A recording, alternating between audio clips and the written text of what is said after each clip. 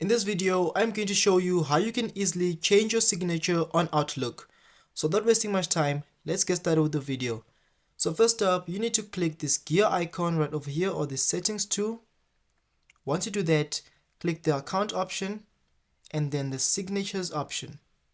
And then here you can see all your signatures. So if you want to create a new one, you can simply create a new one by clicking on the new signature and then enter whatever you want to enter inside here, something like this, and then enter stuff in this box right over here. And you can easily add images if you want to, or paints and stuff like that, or links, whatever you want to do with that. And you can then easily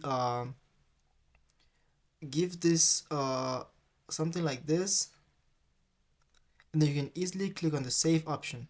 And as you can see, that's how you can easily change your signature on Outlook. So if you enjoyed this video, please leave a like, comment, subscribe, and I'll see you in the next one.